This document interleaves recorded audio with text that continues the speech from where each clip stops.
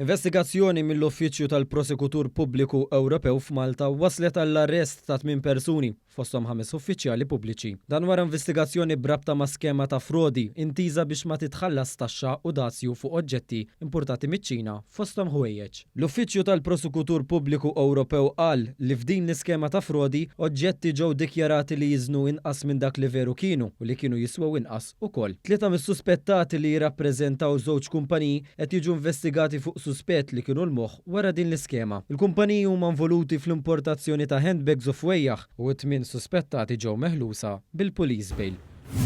Roxanne Grek ta' 32 sena mill-Imsida u Daniela Mamo ta' 30 sena minn San Ġwan baqgħu miżmumin taħt arrest wara li kienu mixlijin tal-pussess ta' ammont kbir ta' droga. Iż-żewġ nisa li fil-qorti qalu li m'għandhomx impjieg ġew mixlija li kienu fil-pussess ta' 2 kilogrammi ta' eroina u mal-1000 qartas kokaina u eroina. Il-pulizija bdiet tinvestiga wara rapport anonimu u wettqu rejd fid-dar ta' Grek fejn kien hemm Mamo wkoll. Fl-appartament kien hemm 2 persuni oħrajn raba tal-akkużati bil-pulizija mhux teskludi li trassaqhom il-qorti.